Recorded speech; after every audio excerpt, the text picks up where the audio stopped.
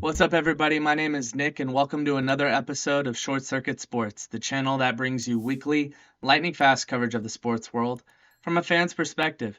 I cover anything and everything from breaking news to scores and predictions with analysis. That being said, we got a lot going on in this episode. We got some MLB playoff baseball in full swing.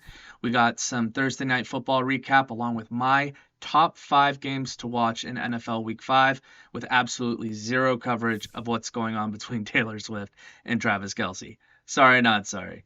So, stay plugged in, stay charged up, and let's get into it. MLB playoffs have been heating up, and it only took 2 games from every wild card matchup to find out who would be moving on to the divisional matchups.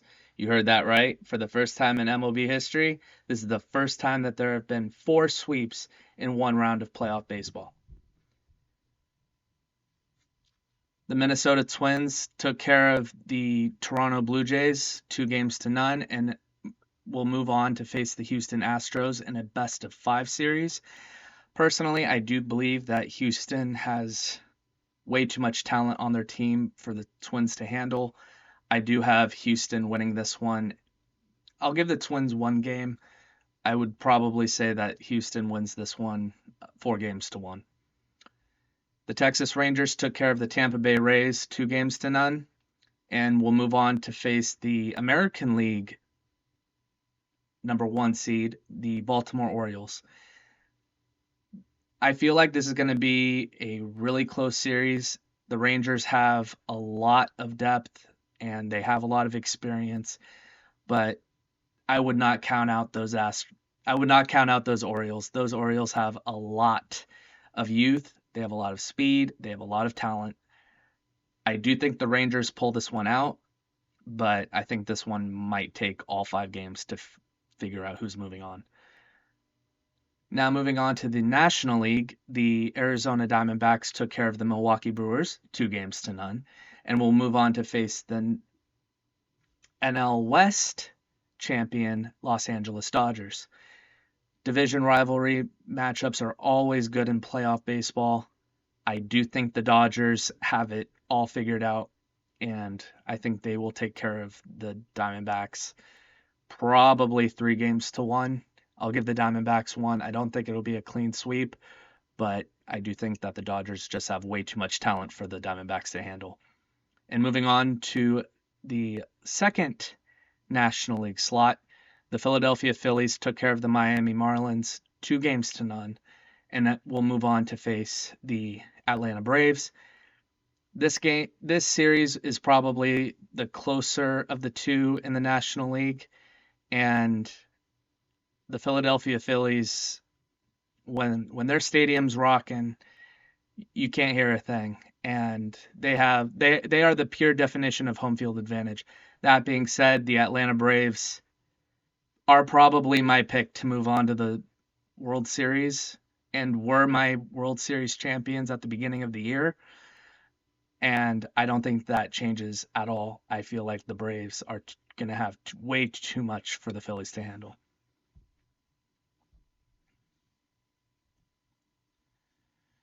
Moving on to Thursday night football recap between the Chicago Bears and the Washington Commanders.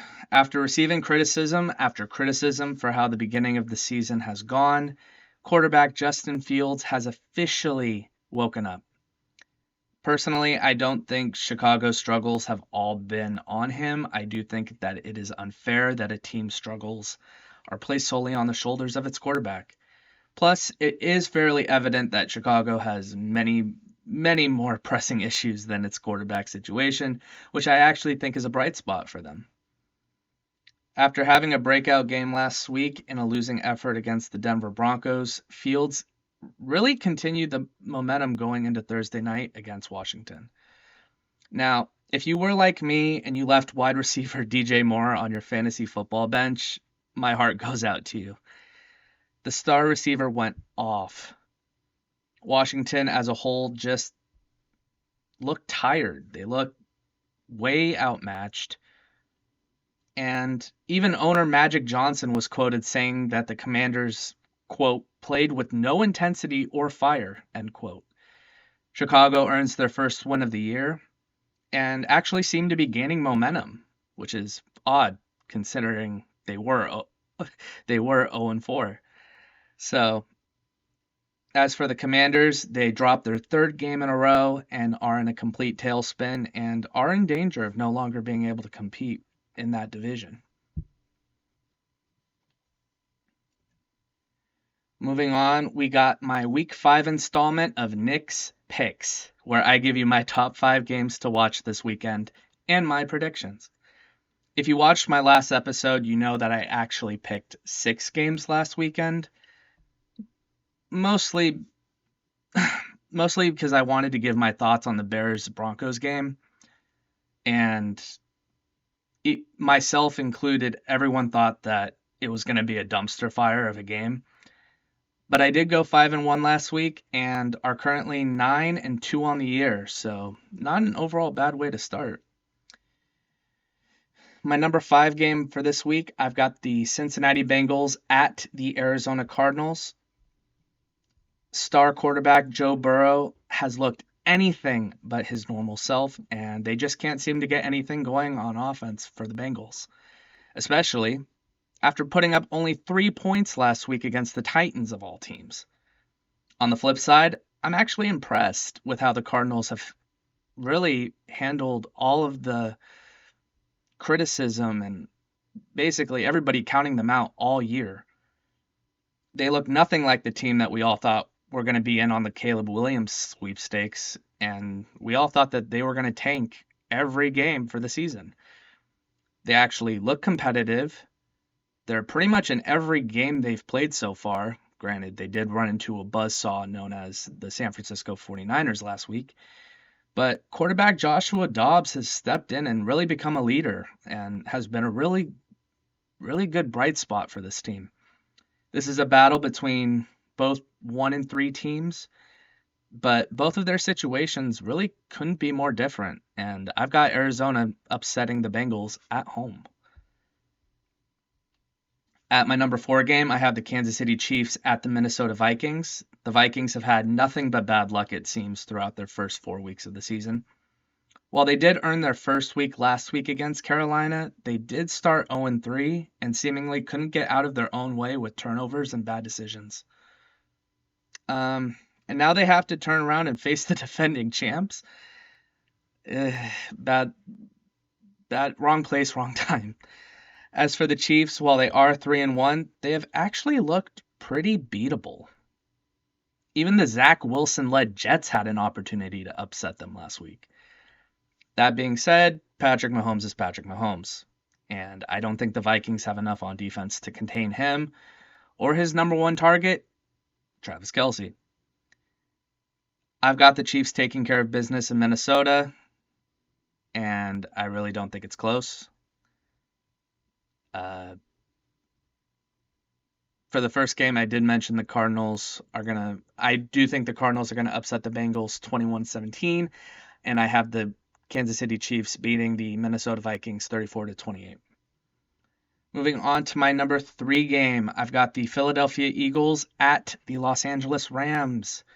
Week after week, the Eagles continuously show why they are my number 2 overall team in the league, and I really don't think that changes this week. The Rams do get star receiver Cooper Kupp back this week, and his talent combined with star rookie receiver Puka Nacua should be something to see. But I do not think it is enough, and I do have the Eagles edging the Rams by 4. It is in Los Angeles. The Eagles did win by a field goal last week, but I don't think it comes down to the wire this week. I've got the Eagles winning. At number 2, I have the London game this week, the Jacksonville Jaguars versus the Buffalo Bills.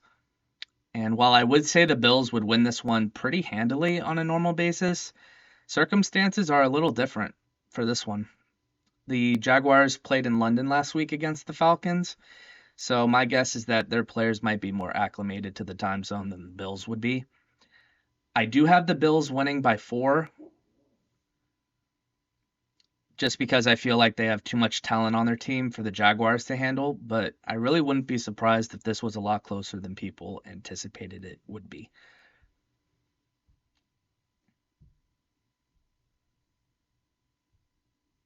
And my number one game of the week, to no one's surprise, are the Dallas Cowboys at the San Francisco 49ers. This game is more of a test for the Cowboys than it is for the Niners, as many people, including myself, really doubt quarterback Dak Prescott's ability to handle high-level defenses, and the Niners have the best defense in the league. So for this particular game, considering it is in San Francisco, I really do not think he will have his best on display. And I think the score of the game will be a lot closer than the actual game will be.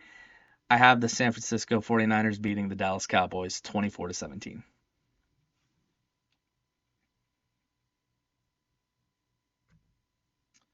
So that is all we've got for this episode of Short Circuit Sports. Please let me know in the comments if there's anything you agree or disagree with or want to hear more about on the next episode. Quick update on the show. I will be moving my episode drop dates to Tuesdays just so I can give you guys more content, and plus it's a lot easier for me to do. Also, if you like this episode and you want to hear more, please go ahead and hit that like button and subscribe. It would really mean a lot just for me and the channel. And stay plugged in, stay charged up, and I'll see you next time on the next episode of Short Circuit Sports. Peace.